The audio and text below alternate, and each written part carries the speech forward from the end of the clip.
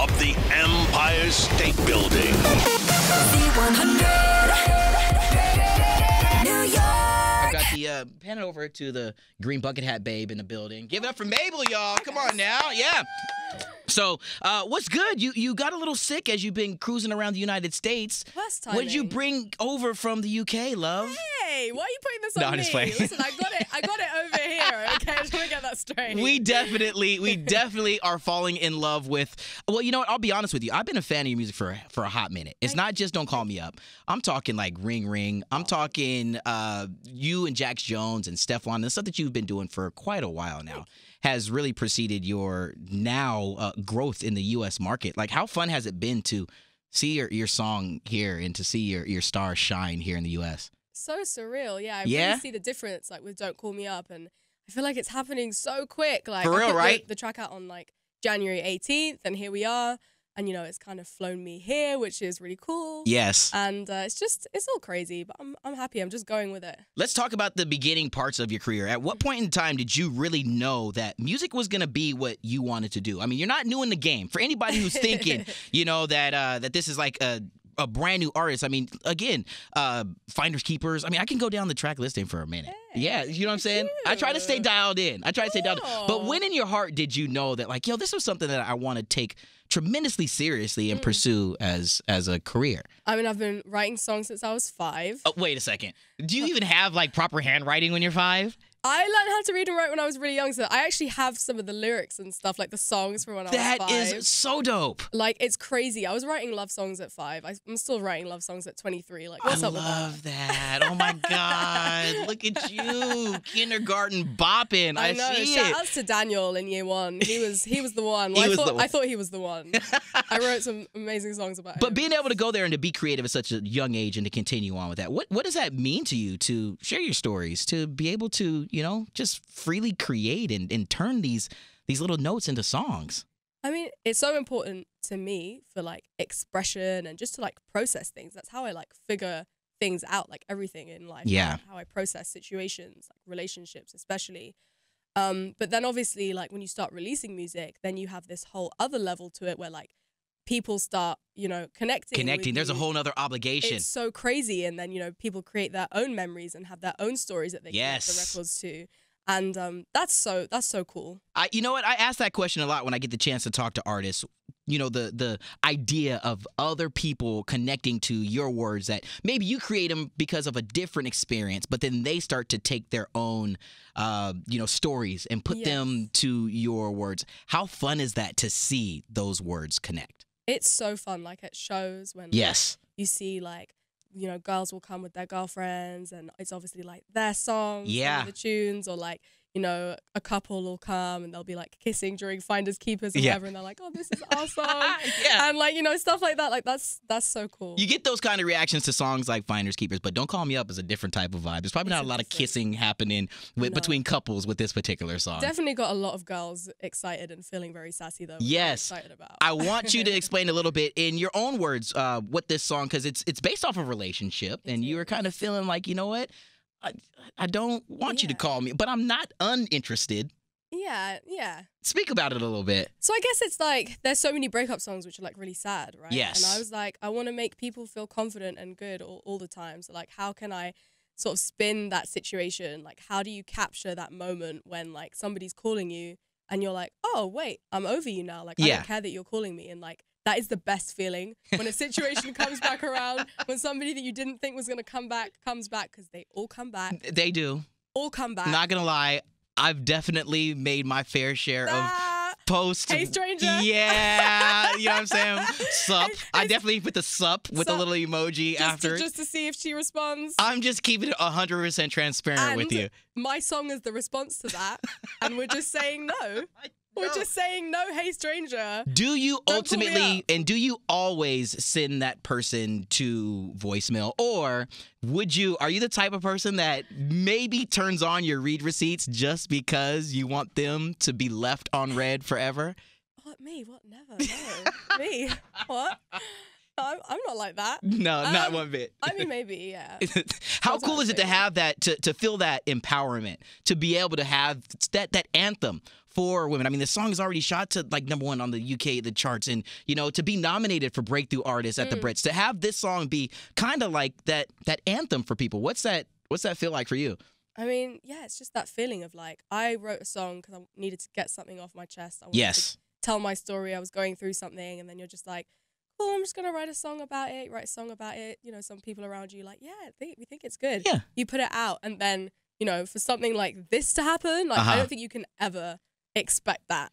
One of the things that's really curious for me when it comes to artists that are from different pockets of the globe, from, you know, other countries, and to come here and to really have that pop success here in the United States, a lot of people say that sometimes it's really just unattainable, and you think that, oh, it's never going to happen. Yeah. But is that the same kind of idea for you? Have you been able to sit back and tell yourself at some point in time that this was going to be something you were going to do, or was it always a goal that you thought might not be reachable? Ooh, I mean, I'm incredibly ambitious and driven, and I try to just think positively about everything. So, like, in my head, like, I was always going to come over here and do shows, and, like, I'm just one of those people where I'm just like, that's going to happen. It's going to put it out there.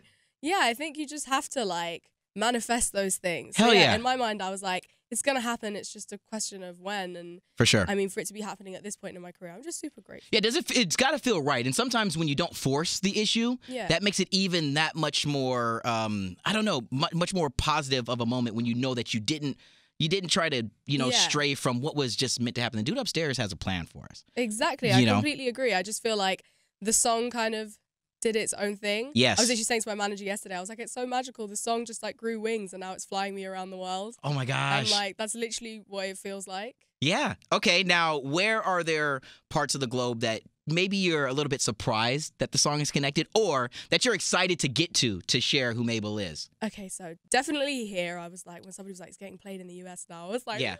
I just saw your IG crazy. hearing it the first time when you were in Chicago, so that's kind of freaking, right? That was like one tear. Yeah, just one. Yeah, right. It was really emotional.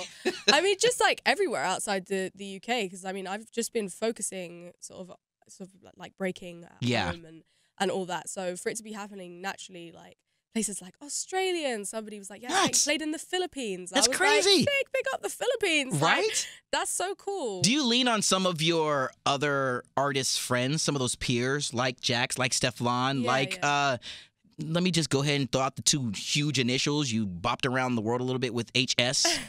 Do you lean on some of those friends like Harry, like those guys, to say like, what is this? Or, you know, how did you guys deal with these types of success? Yeah, definitely. I mean, I think collaborating with people, you always give each other something. You learn something from every experience. And then obviously like people like Harry Styles, like Liam Payne as well, is like always really supportive, and obviously like that level of success. It's just nice to have those people to be like, is it normal for this to be happening? Like, I'm tired. I don't know what's going on. And I've got a sinus infection. How do I power through it? Literally, no, but things like that. Yeah. And everybody's just so lovely. Well, I gotta say, part of it has to do with just your energy, your vibe.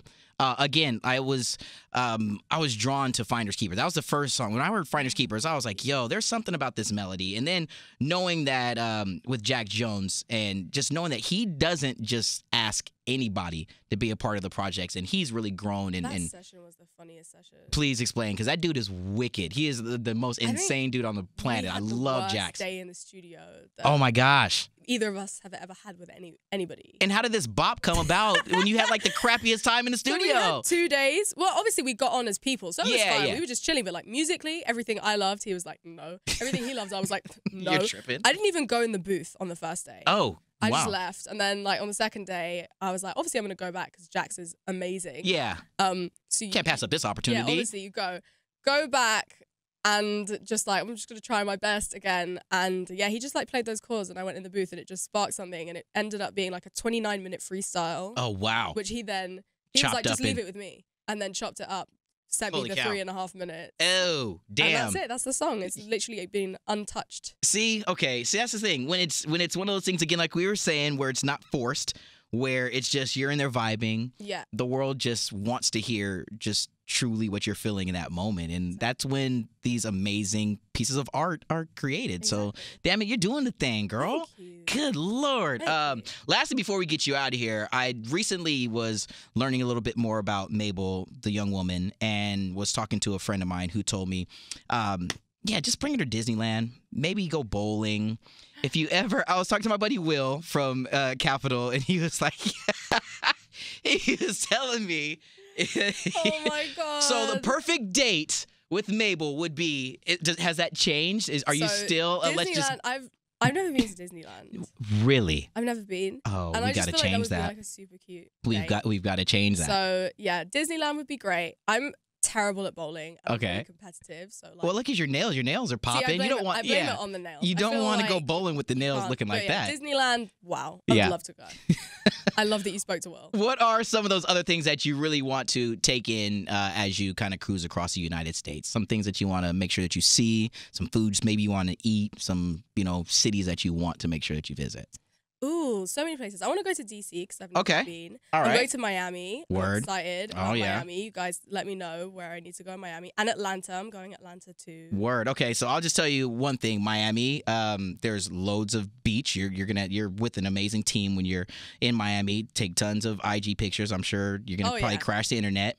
I've already planned the outfits. The DC, outfits are DC. I'm just gonna say it on the record. Stay away from the White House. Don't want to have anything to do with that dude. Yeah, no, I mean, I don't want to have anything to do with that guy. Just gonna put it out there. Definitely the city is beautiful. Yeah, no, I've heard the city's beautiful, but that guy really. Yeah, so I'm gonna just say that part. I'd prefer if he left before I went. Okay, but I want you to see the city before I would love to see the 2020. City. All right, I'm gonna put that out there. Where else do I want to go? Well, lastly, I saw that you got loads of vegan restaurant options for here in New York. I want like Impossible Burger. Oh wow! I haven't had one of those. Sink your teeth into one of those. Yeah. All right. Yeah. And I will say one last thing. In-N-Out when you make it back home to LA is way better than Shake Shack. Yeah, I said it to all the New York people here in the building. I said it. Oh, yeah, the New Yorkers in the room are. They're angry right now. They're heated. Yeah, but damn it.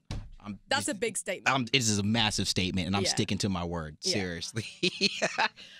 You, dear, this is just the beginning of what's to come here in the States for you. So I'm just so increasingly impressed every time that I play the record here on Z100, and I hear how it fits the vibe of the station. The energy is right. You are so gorgeous and amazing, and your spirit is there. I mean, damn it, just continue being you, and everything's gonna be all right. Seriously. Ladies and gentlemen, she's lovely. She's my girl Mabel. Now we're friends, and next time you're here, you got some proper time. Disneyland. We're gonna Let's go. I want to go. Let's go. I'm with it. From the top of the Empire State Building. Z100.